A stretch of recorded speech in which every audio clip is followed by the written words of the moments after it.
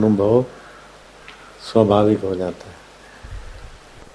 द्वंद्वों को सच्चा मानने से अहंकार की चपेट में आ जाते हैं। लेकिन द्वंद्व किसको बोलते हैं? विपरीत को द्वंद्व बोलते हैं। सुख के विपरीत है दुख, शीत के विपरीत है उष्ण, मान के विपरीत है अपमान, बराबर विरोधी परिस्थितियों में समसत्ता। विरोधी परिस्थितियों में जो हिलता रहता है वो तो है प्रकृति के चक्कर में, अहम के चक्कर में। लेकिन विरोधी परिस्थिति में भी जो सम रहता है वो परमात्मा में ही रहता है। तो एक है परमात्मा सत्ता, दूसरी है प्रकृति। प्रकृति में विरोध होता रहता है। जन्म है तो मृत्यु है, सुख है तो दुख है, गर्मी है तो सर्दी भी है, मान है अपमान है। ये द्वंद्व प्रकृति में रहते हैं। अपने स्वरूप में द्वंद्व नहीं है। अपना स्वरूप द्वंद्वातीत है।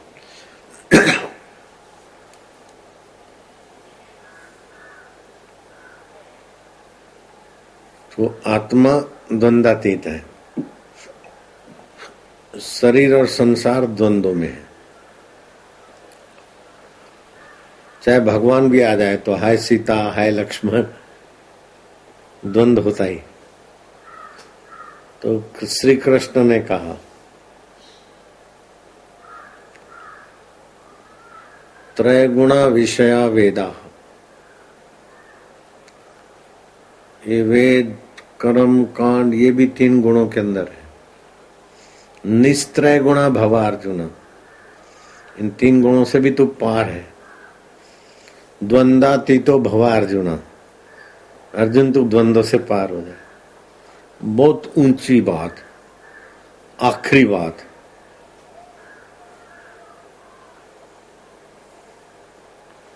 जो द्वंद्व से पार हो जाता है उसके जीवन में द्वंद्व आएंगे, लेकिन द्वंद्वों में सत्बुद्धि करके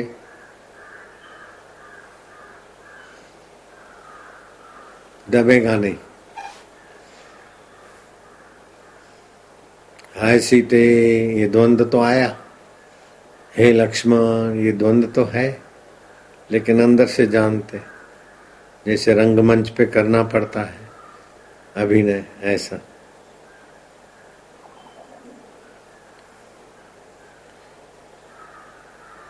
एक दोपहर को श्री रामचंद्र जी बहुत गुस्से के तेवर में आ गए। सुग्रीव क्या समझता है, कल सुबह होते होते इन तीक्ष्ण बाणों से सुग्रीव को यमपुरी पहुंचा दिया जाएगा। ऐसे आदि आदि ऐसा राम जी घुसाए कि लक्ष्मण का खून गर्म हो गया। लक्ष्मण ने कहा आपका अनुज लक्ष्मण ये छोटा सा काम कर लेगा, आप क्यों जाएंगे उसको मारने को? मैं अभी जाता हूं उसको। सुग्रीव को, आपका तीक्ष्ण बाण सुग्रीव के लिए क्या है? एक सुग्रीव नहीं 10 सुग्रीव हूं, मैं उन्हें हंसते खेलते पहुंचा दूंगा, आज्ञा दीजिए। लक्ष्मण आज्ञा तो है, जाओ, लेकिन उसको मारना नहीं। बोलो। श्री राम जी गुस्से का इतना अभिनय कर रहे हैं कि लक्ष्मण को गुस्सा आ गया। लक्ष्मण इतना साथ में रहता है और राम जी के स्वभाव से परिचित भी है, फिर भी राम जी को नहीं भांप सके। लक्ष्मण उसको मारना नहीं, और वो डरपोक है और भगोड़ा भी है, तो इतना नहीं डराना कि भाग जावे। डराओ जरूर, लेकिन ऐसा डराओ कि इधर मेरे पास आ जाए। क्योंकि उसको भाई की मुसीबत थी तो मेरे पास आया। उसके भाई को अत्याचार के कारण मैंने मार दिया, तो अब उसको ऐश सूझता है, संसार का मजा। संसार तो तबाह करने वाला है, वो तबाही के रास्ते न जाए, इसलिए उसको जरा डांट के ऐसे ढंग से मोड़ के इधर ले आओ। अब खुद तो इतना क्रोध बता रहे कि सुबह मेरे तीक्ष्ण बाणों से ऐसा हो जाएगा, ऐसा हो जाएगा, लेकिन हृदय में राम जी को सबके प्रति सद्भाव है। द्वंद्वों में दिखते हैं, हाय सीते रो रहे, हाय लक्ष्मण, लेकिन अंदर से जानते हैं कि ये व्यवहारिक मर्यादा है।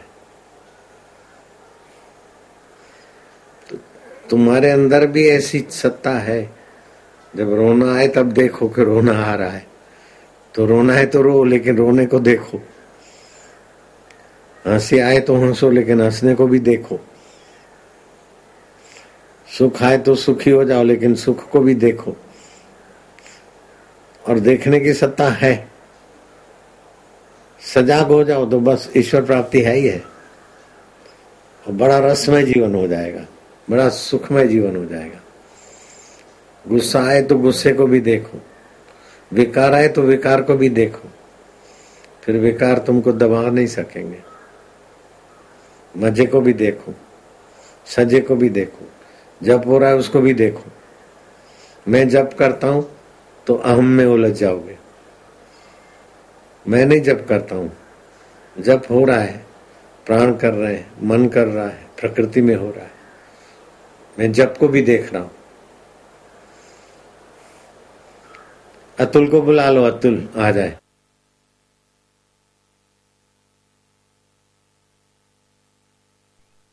एक बहुत ऊंची अवस्था है जिसमें भगवान टिकते हैं, ब्रह्मा विष्णु महेश, और भी जो टिकते वो भगवत रूप हो जाते हैं। ऐसी ऊंची अवस्था है, द्वंद्वातीत अवस्था।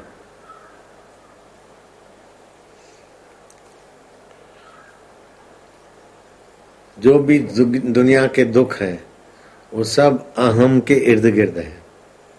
जो भी चिंता है, जो भी आकर्षण है, जो भी भय है, और जो भी जन्म मरण है, वो सब अहम की ही उपलब्धि है। तो अहम के मूल में चले जाओ तो अहम के मूल में चले गए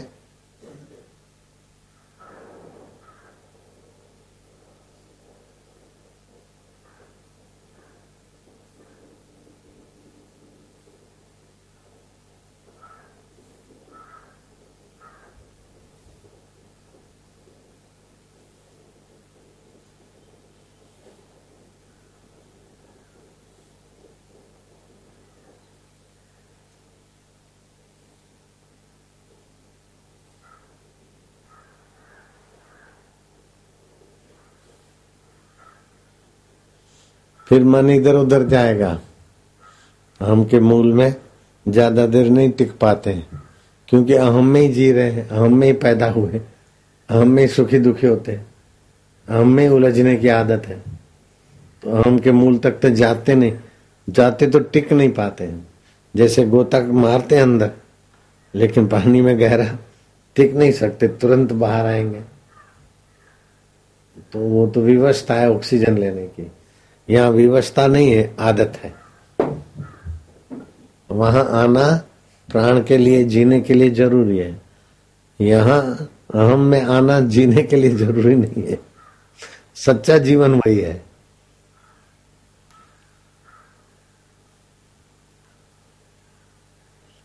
जिसको जीवन बोलते हैं, सच्चा जीवन वही है। अहम का मूल,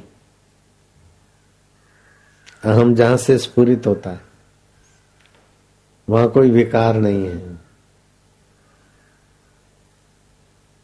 अरे गहरी नींद में भी द्वंद का असर नहीं होती, तो परम सत्य में द्वंद कहाँ है? समाधि में भी द्वंद की असर नहीं होती। चाहे सांप लपेट लो, चाहे कोई निंदा करो, कोई हाँ खटका करे और समाधि से बहिर्मुख हो तब पता चलेगा, समाधि में नहीं चलेगा।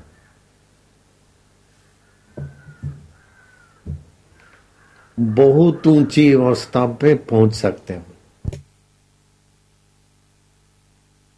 ये ऊंची अवस्था नहीं कि जो बोल दिया हो गया, सोने की लंका बन गई, ये ऊंची अवस्था नहीं है। प्रधानमंत्री बन गए, सोना बना दिया, ये ऊंची अवस्था नहीं है। प्रधानमंत्री बन गए, सोना बना दिया, ये ऊंची अवस्था नहीं है। ये भी संसार है, ये भी झंझट में फंसना है।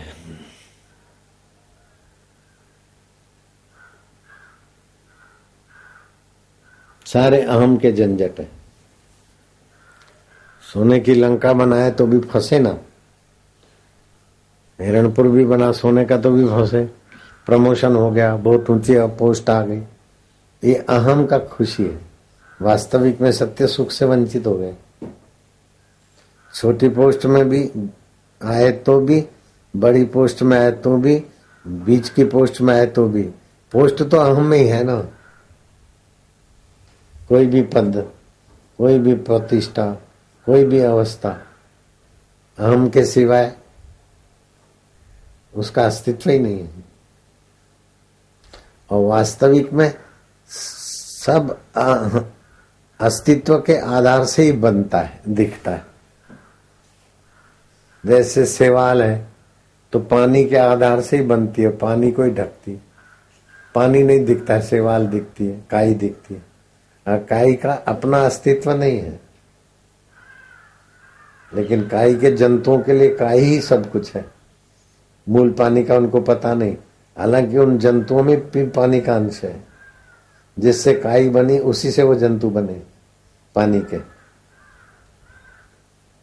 तो मूल धातु काई का, जंतु का पानी है, लेकिन पानी का गहराई, पानी की व्यापकता, पानी के तत्वों को न काई जानती है न जंतु जानते।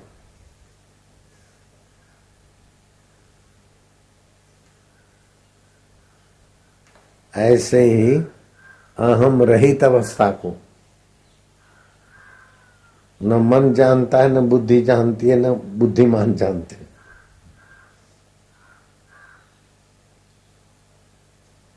बुद्धिमान भी नहीं जानते अहम रहित अवस्था।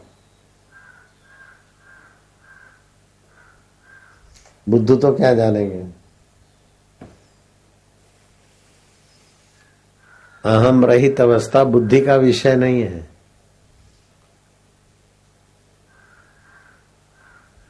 बुद्धि बदल जाती, फिर भी जो नहीं बदलता है वो अहम रहित अवस्था है, वो अहम रहित तत्व है।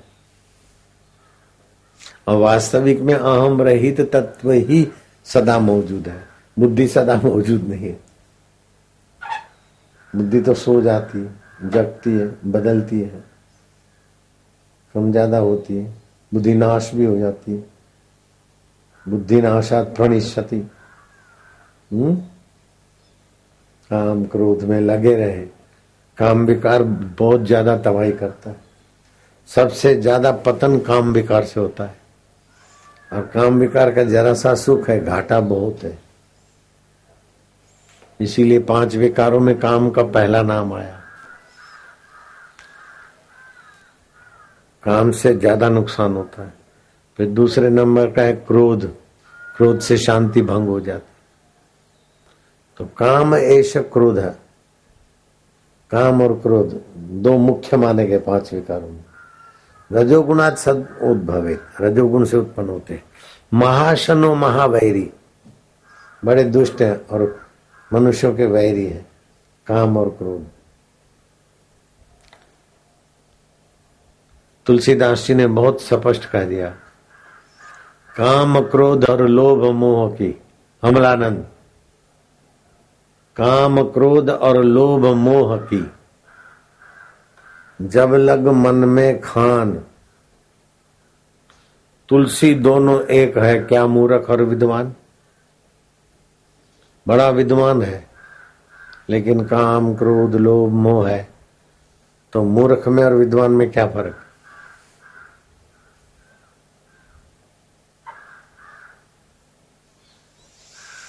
ये काम क्रोध लोभ मोह अहम में ही रहते हैं।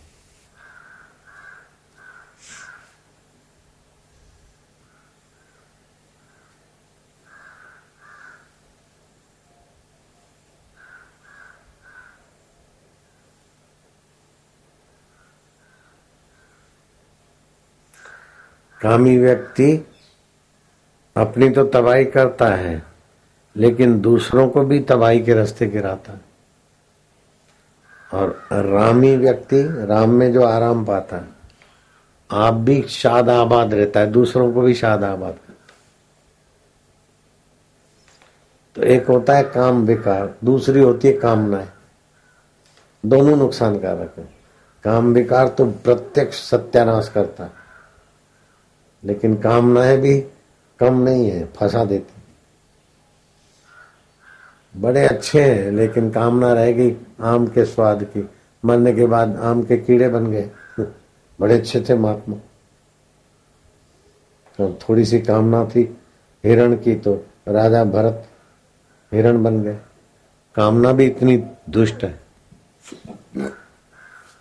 तो फिर ईश्वर प्राप्ति की कामना करे, संसार की कोई कामना को महत्व न दे।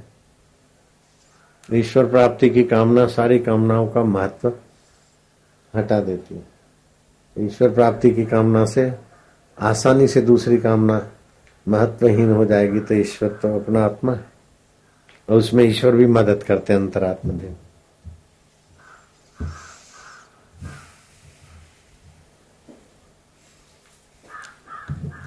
और ईश्वर का साक्षात्कार विभू बना देगा। अहम मिटते ही आप विभू हो जाएंगे। आपको लगेगा ये सूरज क्या, आकाश गंगा क्या, अनंत ब्रह्मांड मुझी में है। ऐसा मुझी में है, हृदय में नहीं। शरीर छोड़कर वैसे ही है जैसे आकाश में तुम्हारा शरीर, सबका शरीर। ऐसे अहम रहित हुए तो आकाश भी तुमको अपने में लगेगा, तुम इतने विभू हो। अहम रहित तुम्हारा स्वरूप इतना है कि आकाश भी उसमें तुम्हारे स्वरूप में गुब्बारा लगेगा। ऐसा तुम्हारा स्वरूप है। वो सत्य है, चित्त है, आनंद रूप है। और महाप्रलय, आत्यंतिक प्रलय भी उसको कुछ नहीं कर सकता। ऐसे तुम हो, लेकिन अहम के कारण डर रहे हैं, मृत्यु से डर रहे हैं, अपमान से डर रहे हैं, दुख से डर रहे हैं।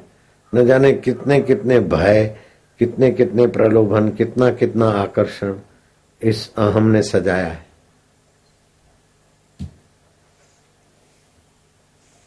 अहम भंग होते ही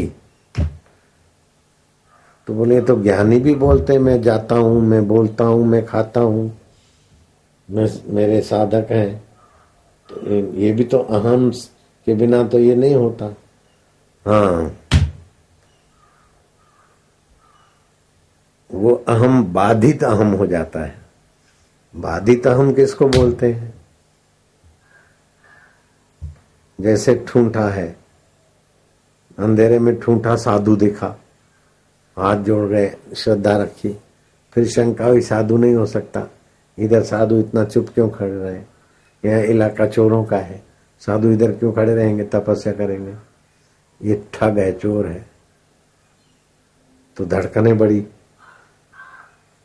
तो साधु के लिए सद्भाव बढ़ा, चोर की कल्पना की तो धड़कने बढ़ी। लेकिन वो न साधु है न चोर है। नजीक गए और बैटरी लगा दी तो देखा है तो 6 फुट का ठूंठ है लक्कड़ का। अब फिर दूर गए तो फिर वैसा दिख रहा है, लेकिन अब जान गए तो साधु बाधित हो गया, चोर भी बाधित हो गया, ठूंठ का ज्ञान आ गया, असलियत का।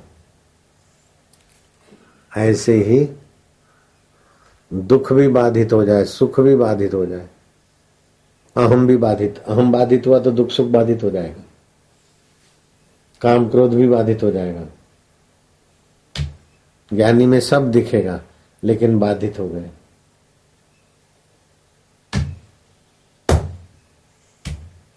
इसलिए आश्चर्यकारक है ज्ञानी। समाधि वाला पुरुष भी अच्छा है, लेकिन आत्म साक्षात्कारी अद्भुत। ब्राह्मी स्थिति प्राप्त कर कार्य रहे ना शेष। ज्ञानी को फिर कुछ कर्तव्य नहीं, जब करना भी कर्तव्य नहीं और जब छोड़ना भी कर्तव्य नहीं।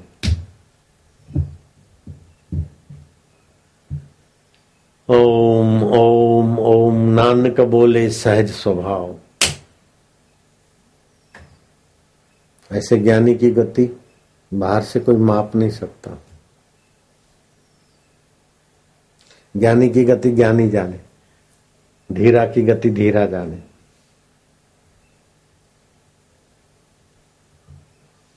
उस आत्मज्ञान की तड़फ हो, तड़फ होगी। ज्ञान होते ही अहम बाधित हो जाएगा।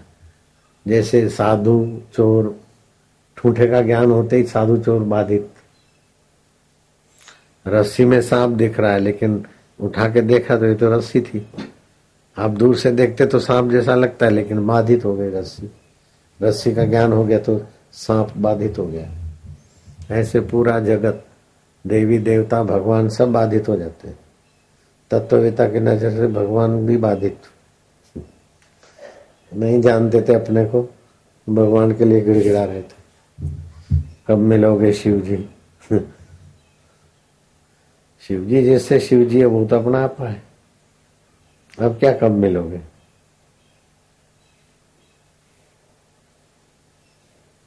बहुत ऊंची अवस्था है।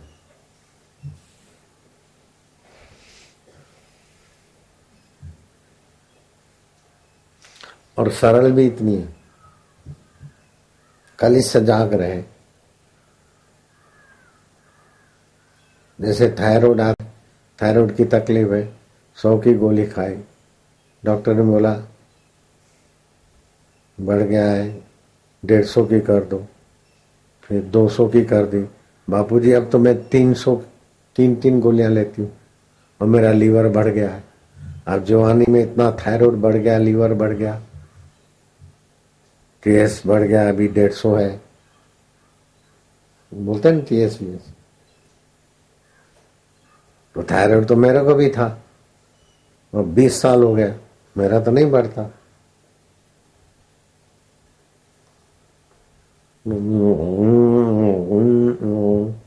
ये भी थायराइड को कंट्रोल करता है। आसन प्राणायाम भी थायराइड को कंट्रोल करते हैं। तुलसी के पत्ते खाना भी फायदा करता है।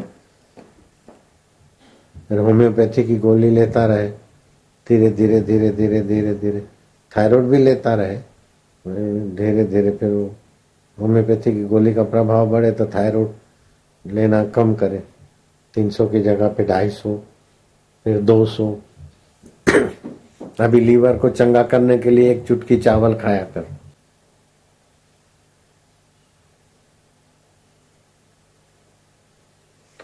पैरालाइज हो गया था मेरा साधक को, देखा कि एक अंग पैरालाइज हो, हाथ घुमा के बोले बापूजी मैं तो हाथ घुमाया और प्राण चलने लगे, मैं तो ठीक हो गया। मणि भाई दवे 72 घंटे बैठ गए ध्यान समाधि में। और मैं जब 35 साल का था तब वो 72 साल के थे। मेरे से दुगनी उम्र के थे। मैं 35-36 का था तब वो 70-72 के थे। वो मेरे साधक थे।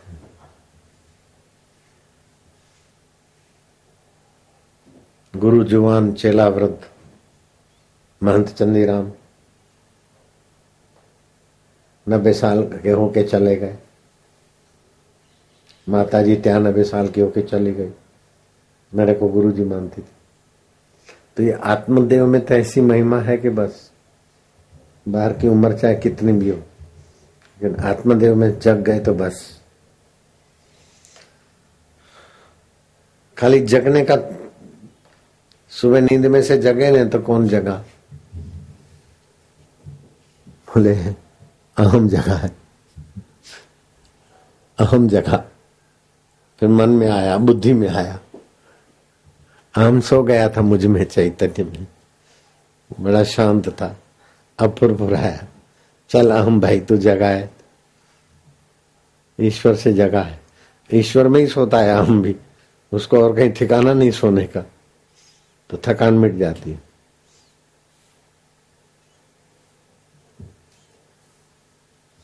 मेरा अहम ले लो, मेरा अहम मिट जाए, ऐसा बोलने से क्या होता है? देखो, जो कुछ आता है उसको देखो, तो अहम का प्रभाव ही गायब हो जाएगा। कुछ भी आए अंदर से देखने वाली चैतन्य सत्ता रहती है, वो अहम रहित है। जो दिखे वो अहम, लेकिन जिसको दिखता है,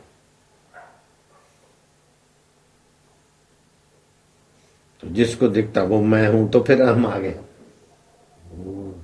तो मैं हूं बोलना भी नहीं रहेगा। पढ़ो जरा, तो अहम वाला बहुत ऊंची बात है ये। आज ये माइयों पे मैं राजी हूं, आज शोर बकोर नहीं किया, दिन भर बैठी रही, इसीलिए मैं राजी हूं, नहीं तो मैं नाराज रहता था। शोर बकोर करती थी तो मैं नाराज रहता था। शोर बकोर नहीं, संयम, शांति। श्री सद्गुरु नहीं तो परमात्मा। आज जाना था मुझे 10-11 बजे, 12 बजे, 1 बजे, जब भी मौका मिला निकलना है। अक्षय तृतीया हो गई, उनका भी हो गया, जिनके लिए आया था उनको भी शांति तसल्ली मिल गई, तो जाना था, लेकिन देखा कि शांति से बैठे हैं।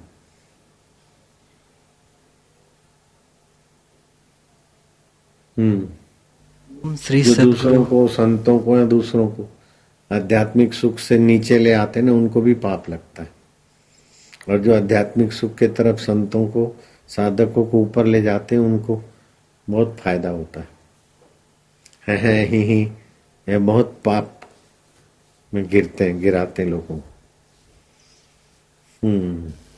सारी सीमाएं उसी को बांधती हैं जो अहम की झूठी माया से जकड़ा हुआ है।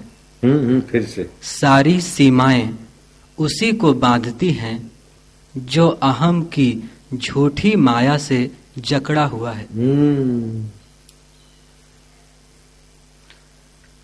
है और नहीं है का बोध भी तो अहम की भित्ति पर ही खड़ा है। वह सब भावों, स्थितियों और ज्ञानों की आधारशिला है। सारे भाव, सारी स्थितियां, सारे ज्ञान की आधारशिला है। इसे ही खोना है, वो इसी अहम को खोना है। अब जो भी ज्ञान है अहम में ही है, जो भी भाव है अहम में ही है, जो भी उपलब्धियां हैं अहम में ही है, जो भी घाटे हैं वो अहम में ही है। अपने स्वरूप में कोई घाटा ही नहीं, अब कोई उपलब्धि भी नहीं। जो भी उपलब्धि है वो सब अहम, अहम ही सारी उपलब्धियों का आधारशिला है। चाहे दुख की, घाटे की, फायदे की, सारी उपलब्धियां का आधारशिला अहम है, और अहम की आधारशिला अपना आपा है। जैसे सेवाल की आधारशिला पानी, सेवाल के जंतुओं की आधारशिला पानी, जंतुओं की आधारशिला सेवाल है, और सेवाल की आधारशिला पानी है।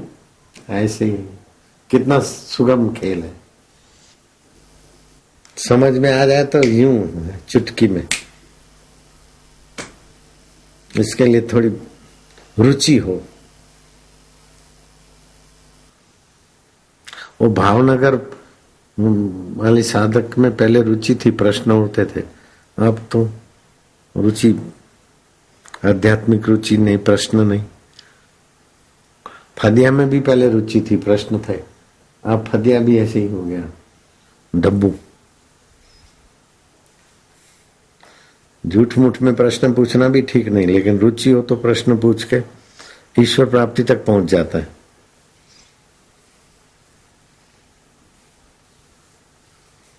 ईश्वर प्राप्ति के सिवाय कुछ भी प्राप्त हुआ, समझो 10 लाख रुपया रोज प्राप्त हुआ तो भी धोखे में मरेगा, घाटा है।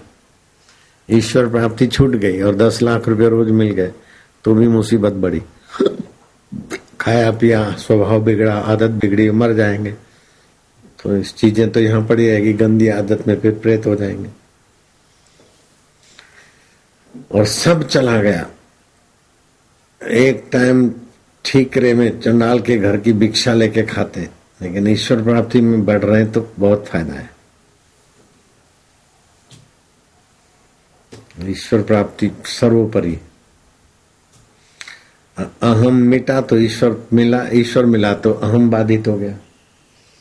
ऐसा नहीं कि पहले अहम मिटे फिर ईश्वर मिले, अथवा पहले ईश्वर मिले फिर अहम मिटे, ऐसा नहीं होता।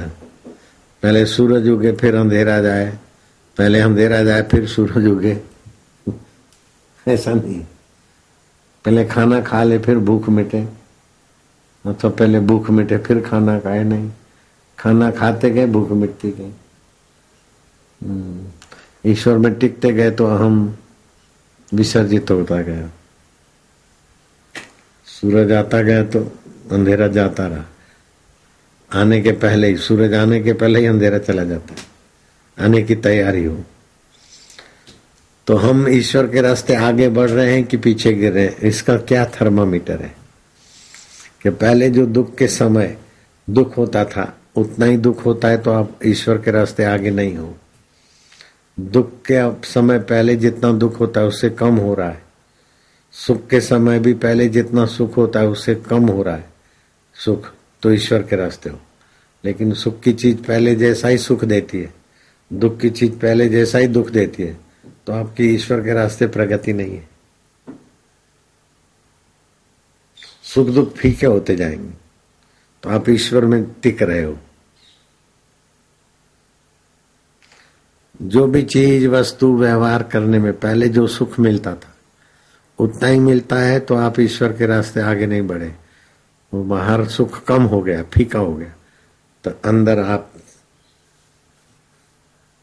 सजाग रहो तो सुख दुख में सम हो जाओगे। सुखी हो तब बोलना सुख किस बात का? मन को सुख हो रहा है, इंद्रियों को सुख हो रहा है, ये तो भ्रम है। दुख है तो भी अहम को दुख हो रहा है, ये भ्रम है। बहुत बहुत लाभ होगा, बड़ी ऊंची साधना हो जाएगी।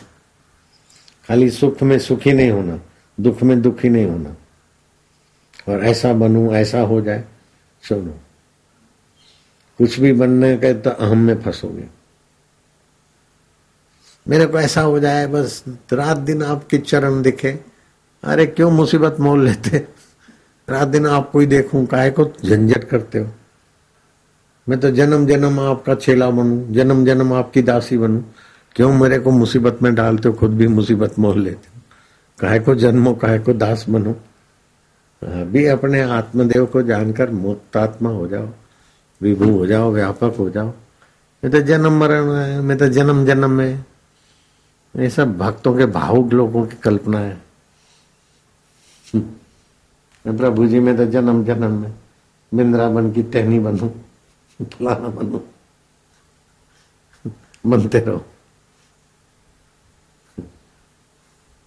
मैं तो वृंदावन की धूल बन जाऊं तो उड़ रही है, जाओ उड़ो। मैं के मूल में जाओ, मैं है ही नहीं, ईश्वर ईश्वर है। क्या बनना और क्या बिगड़ना।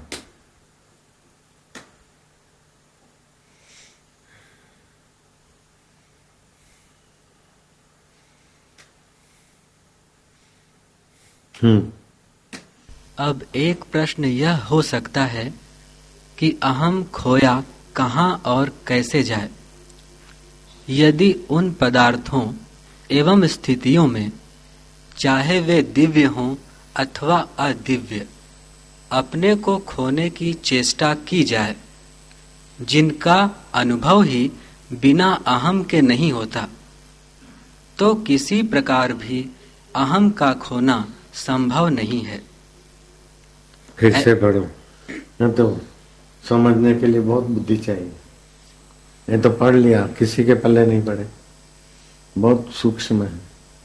फिर से पढ़ो। अब एक प्रश्न यह हो सकता है कि अहम खोया कहाँ और कैसे जाए। अहम अहम में ही सारी मुसीबत है। तो अहम कहाँ खोए, कैसे खोए, अहम को कहाँ खो देवे, कहाँ छोड़ देवे, कैसे छोड़ देवे।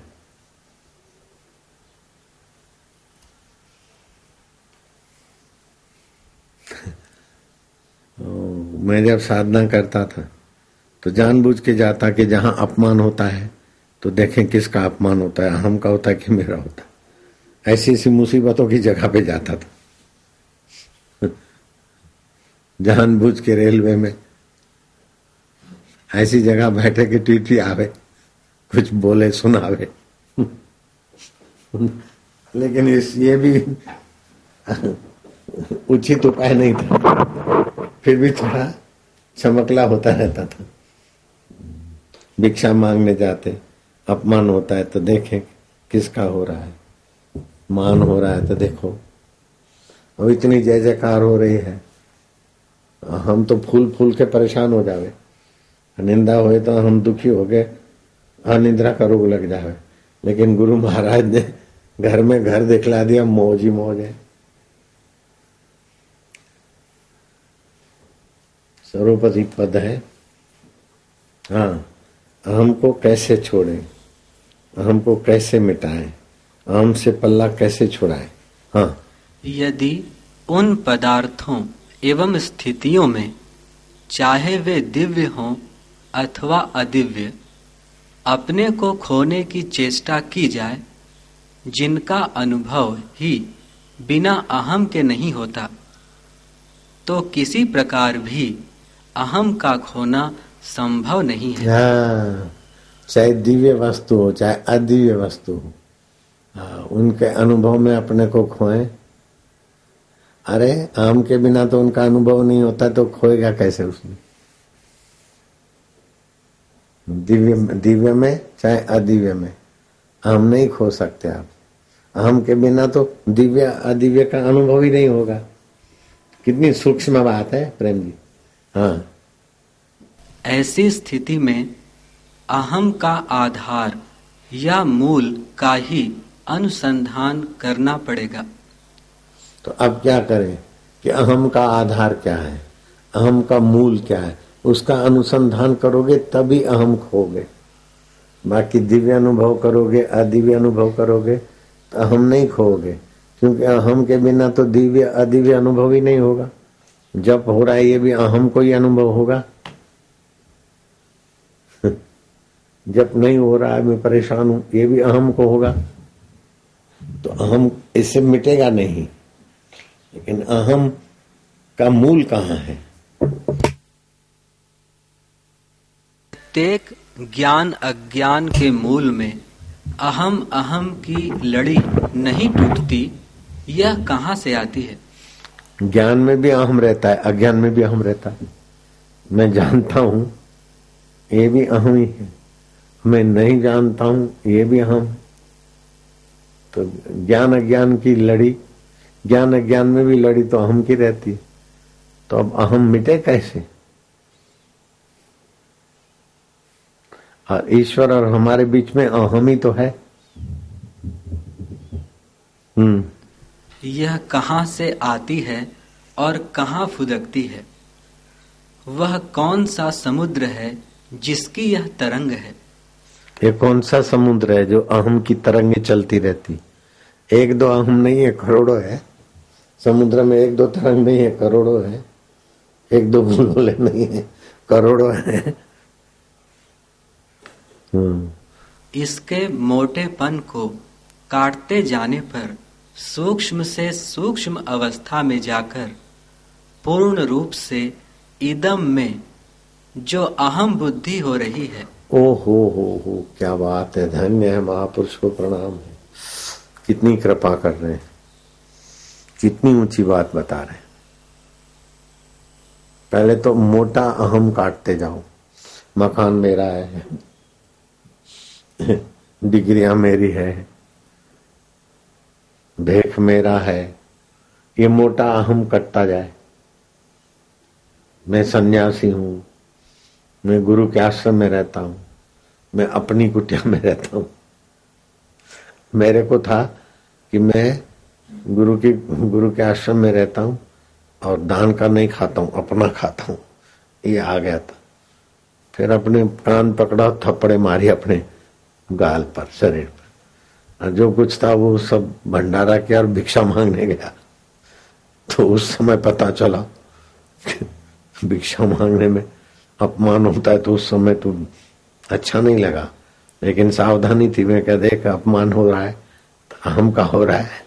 माई ने खूब सुनाया, पहली बार में बहुत अच्छा मसाला मिला, फिर मान भी इतना मिला। अरे तो लीलाशाह बापू का सुषमा खीर मालपुए क्या क्या देवे लोग, इतना करमंडल भी बड़ा था, 4 आदमी खा ले। एक ही करमंडल रखता था, बाल्टी का काम भी उसी से, भरे और नहाए। अब मांझ के भर दिया, उसी में पानी पड़ा रहता, उसी से पीते थे, ज्यादा बर्तन नहीं रखते थे, ऐसी फक्कड़शाही करते थे। लेकिन फक्कड़शाही है, ये भी तो हम है। तोबा है बाबा, तोबा है भगवान भगवान।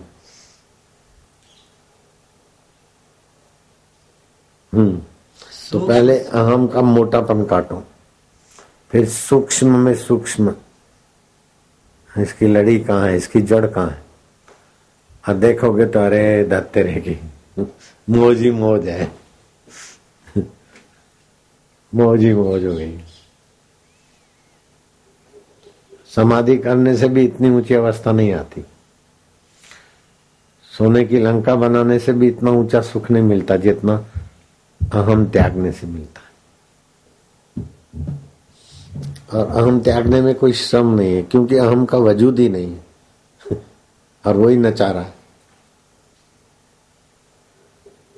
जैसे केले का थड़ का वजूद ही नहीं है, परते हटाओ तो थड़ नहीं है, प्याज की परते हटाओ तो ठोसपना नहीं, ऐसे अहम की परते हटाते जाओ तो देखती आंखें, अहम मिल गया, मैं देख रहा हूं, सुनते कान है, अहम ने जोड़ दिया, चखती जीभ है, सोचता मन है, ऐसा मिला जुला के मैं। तो पहले मोटे मोटे पेड़ काटने वाले क्या करते, पहले मोटे मोटे डाले काटते रहते, हाँ? फिर जड़ में छोटी छोटी जड़ें काटते, फिर पहले बड़ी बड़ी दूर की जड़ें काटती, फिर छोटी, मारा झटका तो पेड़ धड़ाक धूम। ऐसे ही माया गुरु कृपा ने झटका, धड़ाक धूम, ब्राह्मी स्थिति, बड़ा आनंद आनंद आनंद। हम जब गिरता है बड़ा आनंद होता है, बड़ी मौज होती है, फिर वो ऐसा आनंद चला नहीं जाता। सदा समाधि संत की, सदा समाधि संत की, आठों पर आनंद, आठों पहर आनंद, अकल मता कोई उपजा, अकल मता कोई उपजा, गिने इंद्र को रंक, गिने इंद्र को रंक। इंद्र का वैभव भी कंगाल जैसा लगता है, ऐसा ब्रह्मज्ञानी अहम चला गया तो ऐसी अवस्था होती। ये साक्षात्कार, ऐसा नहीं सोचना चाहिए कि चतुर्भुजी आएगा, कोई दुभुजी भगवान आएगा तब साक्षात्कार होगा, नहीं नहीं, वो तो आए थे तब भी सबके अहम मौजूद थे, कहाँ हुआ था साक्षात्कार। अर्जुन को भी जब सत्संग मिला और विचार किया तब अहम मिटा तो साक्षात्कार हुआ, नहीं तो कृष्ण तो अर्जुन को दिखे ही थे, रथ चला रहे थे, राम जी भी दिखे थे कईयों को। हे हरि ओम ओम ओम ओम। सूक्ष्म से सूक्ष्म अवस्था में जाकर पूर्ण रूप से इदम में जो अहम बुद्धि हो रही है, बहुत ऊंची बात। सूक्ष्म से सूक्ष्म में जाकर इदम में है, इसमें जो मैं बुद्धि घुसी है, ये हाथ है लेकिन मैं, मेरा हाथ, ये मन है, मेरा मन तो है, तो इदम, उसमें अहम बुद्धि घुसी है। उसका पोल खोल दो। इदम में जो अहम घुसा है, इदम में जो अहम का तादाद में हो गया, उसको विवेक से निकाल दो, हो गई मौज। उसका विसर्जन हो जाने पर अहम के लिए कोई परिच्छिन्न पदार्थ नहीं रह जाता। हाँ, अहम के लिए फिर परिच्छिन्न माना सीमित पदार्थ नहीं रह जाता। तो क्या होगा? अहम विभू हो जाएगा। तो अहम विभू हो गया तो अहम ही नहीं रहा, विभू तो आत्मा ही है।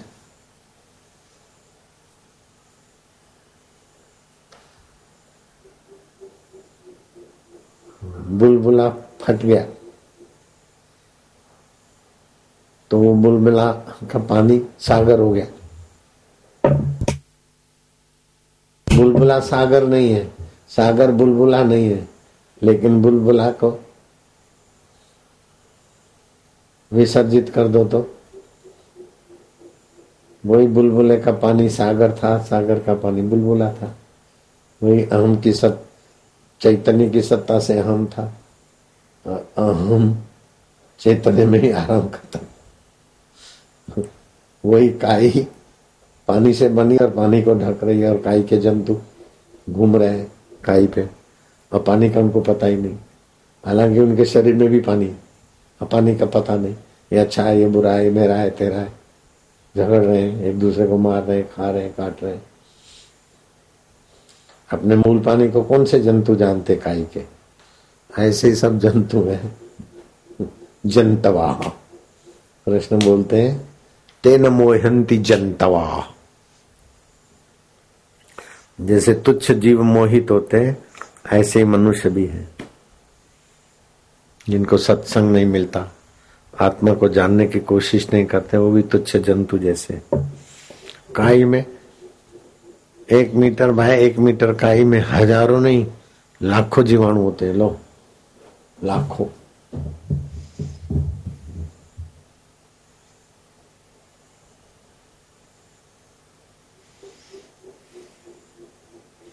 और उनकी भी अपनी अपनी पार्टियां, अपनी अपनी मान्यता, अपनी अपनी सफलता विफलता। उनका भी आज का दिन अच्छा बुरा। और पानी के मूल में देखो तो कुछ भी नहीं, उनकी उपलब्धियां भी कुछ नहीं, उनका अस्तित्व भी कुछ नहीं। ऐसे ब्रह्म में इस जगत का अस्तित्व ही कुछ नहीं, समुद्र में काय का अस्तित्व कुछ नहीं, ऐसे ब्रह्म में माया का अस्तित्व भी कुछ नहीं। माया में 5 भूतों का ही अस्तित्व नहीं, तो फिर मेरा मकान, मेरा दुकान, मेरा नाम, मेरी इज्जत कुछ भी नहीं। ये सब भ्रम मात्र है। पृथ्वी भी भ्रम रूप है, जल भी भ्रम, तेज भी भ्रम, वायु भी भ्रम, पंचभूत भ्रम मात्र है।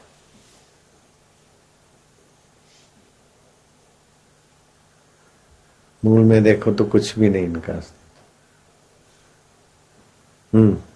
फिर तो अहम अपने मूल को छोड़कर और कहाँ समाएगा? ले, अहम कहाँ समाएगा?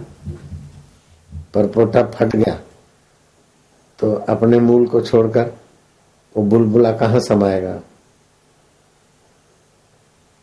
बुलबुला टूट गया तो अपने मूल पानी को छोड़कर बुलबुला कहाँ जाएगा? हालांकि उसकी जो भी हरकतें थी पानी में ही थी, ऐसे अहम की जो भी हरकतें हैं ब्रह्म में ही है, लेकिन वो अहम परिच्छिन्न होकर दुखी सुखी जन्म मरण बनाता रहता है। फिर से 2 लाइन।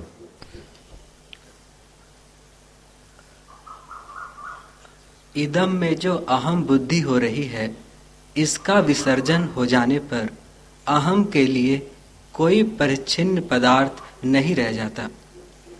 फिर तो वह अपने मूल को छोड़कर और कहाँ समाएगा, एवं अहम पद का दूसरा अर्थ ही क्या शेष रह जाएगा?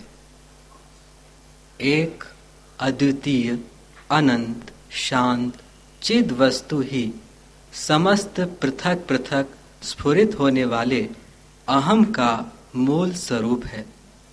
एक अद्वितीय शुद्ध शांत विभु व्यापक चिद्घन चैतन्य अहम का मूल स्थान है।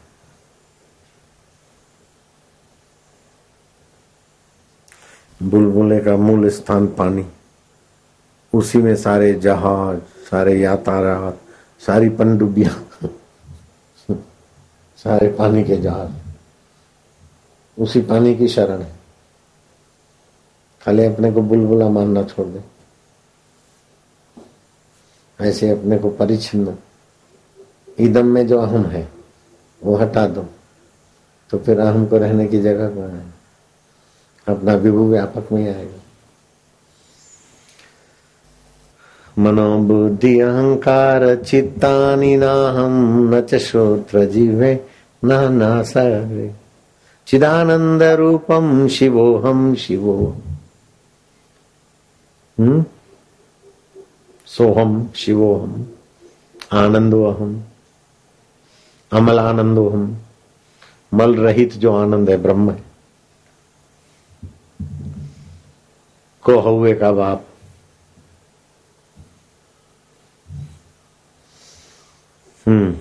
इसलिए यदि यह बोध हो जाए कि मेरा मूल स्वरूप क्या है तो जीवन की किसी खास स्थिति के लिए कोई आग्रह न रह जाए। हाँ, ये बोध हो जाए कि मेरा मूल स्वरूप क्या है तो जीवन की कोई खास स्थिति का आग्रह ही नहीं रहेगा। मैं ऐसा रहूं, मैं ऐसा होए, ऐसा नहीं हो, ऐसा बने, ऐसा न बने, कोई आग्रह नहीं रहेगा। यूं भी वाह वाह, यूं भी वाह वाह, खेल हो जाएगा।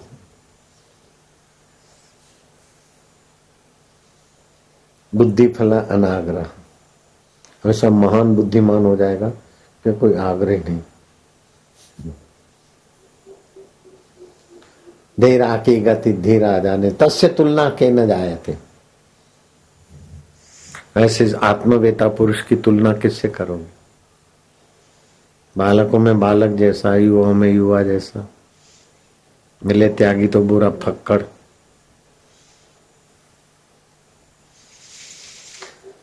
नारायण हरि हरि ओम हरि। हाँ, जो हो जाए होता रहे, जो कहा जाए कहा जाता रहे।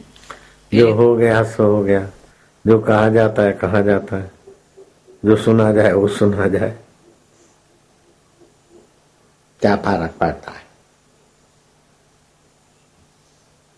अहम रहित ही वास्तविक जीवन है। उसके पहले तो गुलामी गुलामी। भगवान मिले ये भी गुलामी, भोग मिले ये भी गुलामी, स्वर्ग मिले ये भी गुलामी, भगवान मिले ये भी गुलामी। हमको गुलामी गुलामी, और भगवान मिले और नाराज न हो जाए ये भी गुलामी। हम गया तो गए, सारी गुलामी गई। हम गया तो सारी गुलामी गई। मुक्ति हो जाए तो मुक्ति कौन चाहता है? आत्मा मुक्ति चाहती कि शरीर चाहता है? अहम चाहता है। तो अच्छा है, संसार चाहे उससे तो मुक्ति चाहता है तो अच्छा है। आखिर में पता चलेगा कि अरे चाहने वाला खुद ही नहीं है। बोले चाहने वाला कहाँ गया? ढूंढन हार नु ढूंढ खा मता, वही यार वही तेरा सच्चा। खोजने वाले कोई खोज ले, वही तेरा यार सच्चा हो। हाँ जी। एक बार डूबकर देखो तो सही अपना मूल स्वरूप कैसा है। एक बार डूब के तो देखो, ऐसे नहीं ध्यान करके सुन्न हो गए। विवेक से सुन्न होने से नहीं डूब सकते। विवेक से अहमवादी तो जाए तभी डूबा जाता है। मैं अपने तरफ से ध्यान समाधि करता तो मेरी वो स्थिति नहीं होती जो मेरे गुरु की कृपा से। हम गुरु ने कैसे मार दिया झटका। आया आनंद। हम तो सचमुच में गुरुदेव के बड़े आभारी हैं, बड़ी कृपा। हे गुरु कृपा, लाख लाख वंदन हो गुरुदेव के चरणों में, गुरु कृपा के चरणों में। वाह, नहीं तो अचलानंद तो दिन रात रट रहे हैं बेचारे। अमलानंद देखो गीत गा रहे बापू के, है? अमलानंद है 1,01,111। ये भी अहम में ही है। 1,11,111 भी अहम में ही है, उससे भी बड़े हैं। अहम नहीं है तो उससे भी बड़े। 1,11,11,11,11 तो भी कुछ नहीं। अपना आपा तो उससे भी विभू है। सारे पद अहम में, भूल भुलैया है।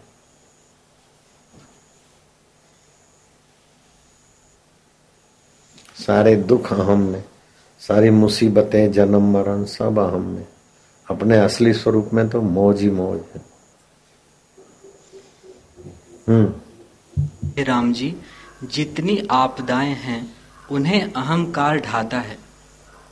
सारी आपदाओं को अहंकार ही ढोता है। अहंकार पर ही आपदाएं।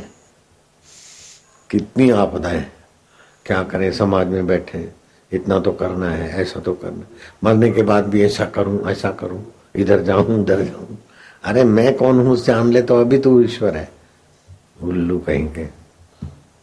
मरने के बाद भी सोचता हूं क्या करूं, किधर जाऊं, किधर सुख मिलेगा। अपने सिवाय हमको, अपने मूल के सिवाय सुख ढूंढता है, इदम में उलझा है। हे राम जी, बहुत वर्षों तक भी उन आपदाओं का वर्णन न हो सकेगा। हमको कितनी आपदाएं ढूंढनी पड़ती है, बहुत वर्षों तक भी वर्णन करें तो पूरा वर्णन नहीं हो सकता। जितना अहम को संभालने से आपदाएं भोग के आए हैं और भोगनी पड़ेगी। राम जी, जिसको अहंकार रूपी पिशाच लगा है अहंकार रूपी भूत लगा है पिशाच, हाँ, उसका धन से कल्याण नहीं होता और न मित्र बांधव से कल्याण होता है। अहंकार पिशाच से मिला हुआ जो कुछ कर्म वह करता है वह अपने नाश के निमित्त करता है।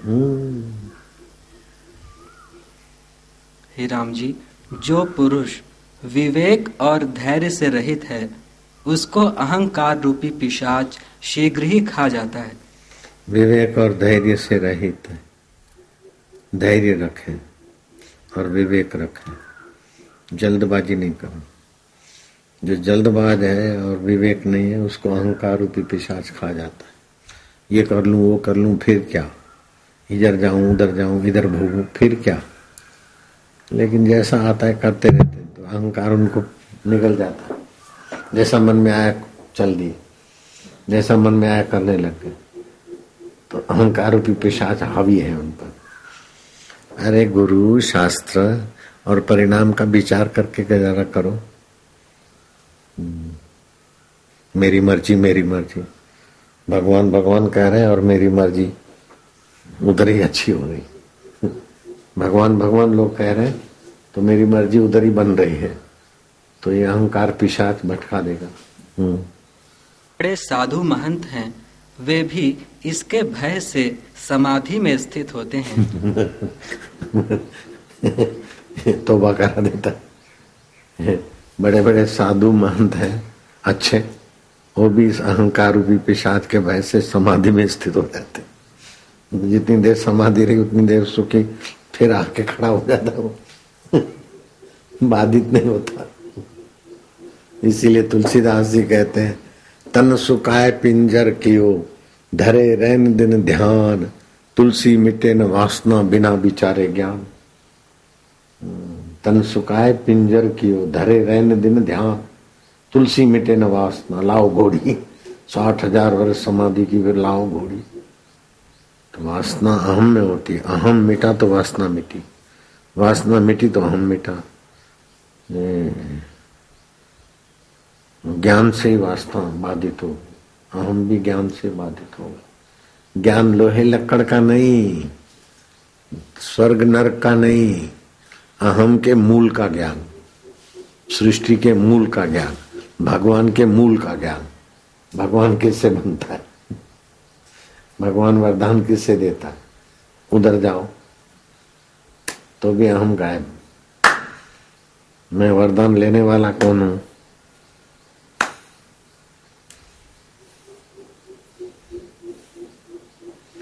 ध्रुव ने तपस्या की और भगवान प्रकट हुए, भगवान ने दिया वरदान।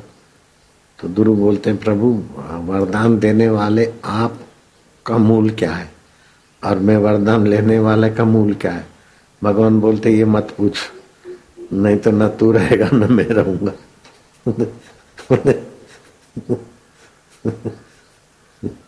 न तू रहेगा न मैं। तो प्रभु ये वरदान नहीं मेरा जिसमें कल्याण हो। अरे तो फिर जाओ देव ऋषि नारद के पास, तुम्हें संत मिलेंगे। तो वरदान की चीजें नहीं चाहिए तो उससे ऊंची चीज है, नारद जी के पास जाओ, सत्संग सुनो। तो वरदान देने वाला का मूल क्या है, वरदान लेने वाले का मूल क्या है? सब ब्रह्म ही ब्रह्म है। मैं हनुमान जी का मंत्र मिला था, 7 दिन में हनुमान जी आ जाएंगे। और मंत्र देने वाले संत भी अच्छे थे और उनके पास हनुमान जी आए भी थे, हनुमान जी ले भी गए थे उनको इस सृष्टि के पार दूसरे कोई ऋषि के पास। लाल जी महाराज झूठ बोले, ऐसे संत नहीं थे। मैं अच्छी तरह से उनको जानता था।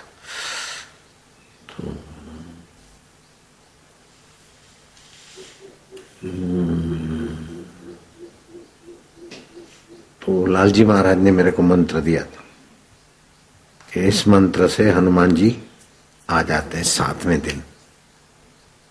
6 दिन तो एक टाइम भोजन करो, 7वें दिन एकदम उपवास, और रात को हनुमान जी आ जाएंगे। कमरा बंद होगा तो भी आ जाएंगे। तो मैं सोचा बंद कमरा करके रात को क्या बैठना, छत पे ही आसन लगाया मैंने। हनुमान जी अंदर बेचारे आए, दिशा में जो कुटिया थी ना, छत पे ढाबे पे उधर ही अपना आसन बिछाया और रात्रि जागरण जप करते करते जवानी थी, 22-23 साल की उम्र थी।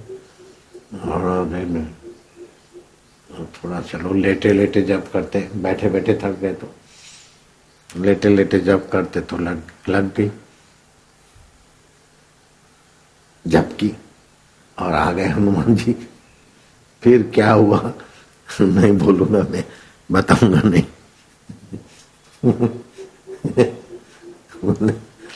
फिर क्या हुआ, नारायण हरि हरि ओम हरि। याद करता हूं तो भी मजा आता है। ये समझ गए, इनको पहले बताया हुआ है, सबको बताने योग्य नहीं है। हे हरि हे हरि। एक दूसरा लड़का था, उसको भी लगा चस्का, बापूजी मेरे को वो मंत्र दो हनुमान जी वाला। टालता रहा। ऐरा गहरा तो हनुमान जी का प्रभाव नहीं झेल सकता है ना, कुछ पागल भी हो जावे। तो उसने बहुत जोर मारा तो उसको दिया, बोले आज ऐसा हुआ, लेकिन भीड़ भाड़ है। तो फिर मैंने यहाँ कुटिया में, मेरी कुटिया के पास में दूसरे भी कमरे हैं 2-3, सामान वामान पड़ा रहता है, तो एक कमरा खाली करके दिया। उधर होने लगा, आज ये हुआ, आज वो हुआ, आज वो हुआ। रात को हनुमान जी आए थे। किस रूप में आए? बोले बंदर के रूप में आए, चने खाए। और कौन साथ था? बोले 2 थे। तो मैं क्या देखना दोनों बंदर हैं कि बंदरी भी साथ में है? बंदरी साथ है तो सचमुच में बंदर बंदरी है, हनुमान जी ब्रह्मचारी। वो बंदर आता है तो हनुमान जी हैं बंदर के रूप में, कि मिसिस हनुमान भी साथ में है, तो हनुमान जी असली नहीं है। तो उसकी अपनी मान्यता भी थी, कुछ फिसला फिसला भी था, कुछ बंडल मंडल भी था, सब साथ में था। कुछ लापरवाही थी, कुछ बंडल था, कुछ फिसला भी था। आखिर भाग गया। ये तो तौबा करा दो। ईमानदारी नहीं हो तो फिर हनुमान जी काहे पाएंगे। सच्ची तड़फ हो, पक्की तड़फ हो तो सच्चाई होनी चाहिए। ऐसे बंडल मारे हनुमान जी आए थे, ऐसा हुआ, या तो कल्पना में आता है या तो बंडल मारता है। सचमुच में अलग बात है। सचमुच भी हनुमान जी आ जाएंगे, राजी हो जाएंगे तो बोलेंगे ब्रह्म ज्ञान का सत्संग सुनो, जाओ। वो तो मिल रहा है। उसको मैंने कहा योग वशिष्ठ पढ़ो, बोले नहीं वो नहीं, हनुमान जी चाहिए। मैं कहा मारो जब, मानता तो गुरु है लेकिन आज्ञा नहीं माना तो भटक गया। जिसमें हित है वो ले लो, नहीं बोले जो हमको चाहिए वो दो, तो अहम की विशेषता हुई ना। गुरु की आज्ञा भी अहम विसर्जन में बड़ा काम करती है, बहुत मदद करती। मेरे को तो बहुत कृपा हुई, गुरु की आज्ञा का महत्व रखने से अहम विसर्जित में बड़ी सुविधा मिली। एक तो गुरु जी की कृपा, फिर दूसरे संत भी ऐसे ही मिले, ऐसे ऐसे ऊंचे कोटि के संत मिले। मौज हो गई, मौज। तुम भी मौज मार रहे हो।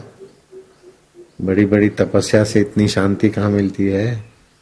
इधर जाओ, 4 धाम करो, 10-10 बार 4 धाम करो, फिर भी इतना पुण्य और शांति नहीं मिलती।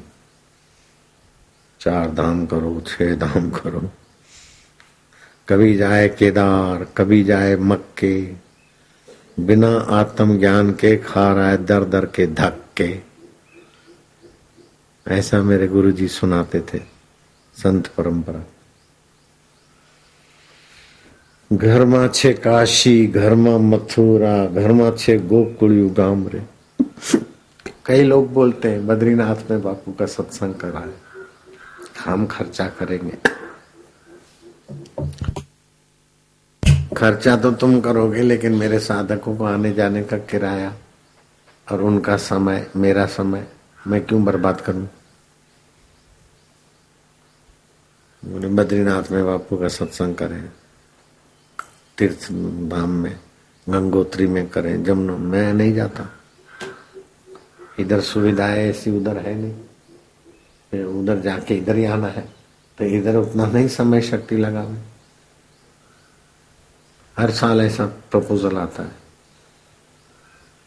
बद्रीनाथ में करे बापू सत्संग, केदारनाथ में, गंगोत्री जमुनोत्री में करें, जगन्नाथपुरी में करें, इधर करें। लोगों को तकलीफ हो, मैं थोड़ी तकलीफ से आके अभी बड़ौदा में करूंगा, दिल्ली में करूंगा, फिर हरिद्वार आ जाऊंगा 25 तारीख को। आज 14 हुई, 11 दिन के बाद। ईश्वर के मूल में जाओ तो अहम नहीं मिलेगा, अहम के मूल में जाओ तो ईश्वर मिलेगा, क्योंकि सबके मूल में ईश्वर ही है। दुख के मूल में जाओ तो भी ईश्वर मिलेगा, बोलो। सुख के मूल में जाओ तो भी ईश्वर मिलेगा, चिंता के मूल में जाओ तो भी ईश्वर मिलेगा। किसी के भी मूल में जाओ ठीक से, ईश्वर ही मिलेगा, बोलो। ईश्वर के सिवाय किसी का अस्तित्व हो तो बताओ।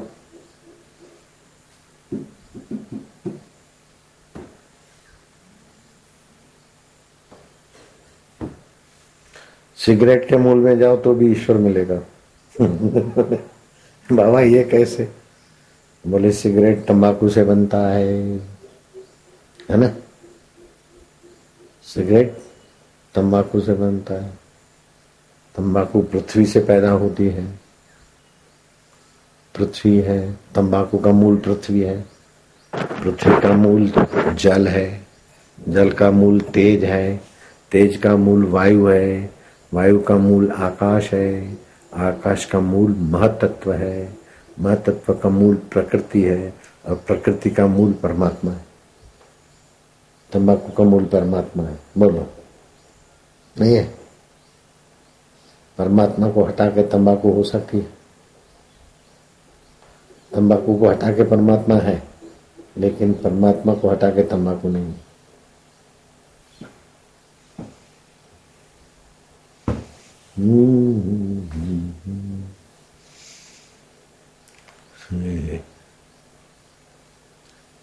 जगन्नाथ जी भगवान के दर्शन किए गौरांग ने। हे जगन्नाथ, हे जगन्नाथ, आंख की पलके न ले, एक टक भगवान को, गुरु को देखे तो 1 मिनट में मन एकाग्र होता है, और एकाग्र मन में भगवान का ही आनंद आता है। एकाग्र मन में अहम थोड़ा शांत हो जाता। भगवान को देखते देखते झरझर आंसू बहने लगे। हे जगन्नाथ, जय जगन्नाथ, जय जगन्नाथ, आनंद आनंद आने लगा। फिर तो उसी कीर्तन में, आनंद में मस्त रहने लगे। उनका नाम था चैतन्य महाप्रभु नुमाई पंडित। तो अब छुट्टियां पूरी हो गई, पाठशाला शुरू करो, गुरु महाराज पढ़ाओ। बोले बाहर में गई पाठशाला, बाहर में गया ये सब पढ़ाना लिखा, आप तो ईश्वर में ही रहेंगे। बोले गुरुदेव फिर आपके जैसा हमको आचार्य कौन मिलेगा? बोले कहीं भी पढ़ लो। कहीं पढ़ने को गए तो मन नहीं लगा, फिर आए गुरुजी आप पाठशाला में चालू करो, आप पढ़ाओ। न्याय शास्त्र के बड़े भारी विद्वान थे। तो बोले अच्छा देखो भाई मेरा मन तो नहीं करता, लो पढ़ो। सारे वृक्षों का मूल पृथ्वी है, पृथ्वी के बिना वृक्ष नहीं है। वृक्षों के बिना पृथ्वी है, लेकिन पृथ्वी के बिना वृक्ष नहीं है। तो सारे पृथ्वी, सारे वृक्षों का अधिष्ठान पृथ्वी है। पृथ्वी का अधिष्ठान जल तत्व है, जल का अधिष्ठान तेज है, तेज का अधिष्ठान वायु है, वायु का आधार है आकाश। आकाश नहीं हो तो वायु कहाँ रहेगा? और आकाश में स्पंदन होता है तो वायु बनता है। तो वायु का आधार है आकाश, आकाश का आधार है महतत्व, महतत्व का आधार है प्रकृति, प्रकृति का आधार है परमात्मा। परमात्मा को जानना न्याय है, बाकी सब अन्याय है। ओम। बोले गुरुजी ऐसा लिखेंगे तो हमको तो चौकड़ी मिल जाएगी। बोले बाहर के विद्यालय में तो चौकड़ी मिलेगी, लेकिन अंदर के विद्यालय में पास हो जाएंगे। बोले हमको तो प्रमाण पत्र चाहिए, नौकरी चाहिए। तो बोले जाओ, जो तुम्हें नौकरी धंधा दिलाए उधर ही जाओ, हम तो भगवान दिलाएंगे और कुछ भी नहीं हमारे पास। उसके सिवा और बचता भी क्या है ईश्वर के? नहीं फिसले तो नहीं फिसले, लग गए तो लग गए। ऐसे चैतन्य महाप्रभु लग गए तो ईश्वर में लग गए। हरि बोल। ओम ओम ओम ओम।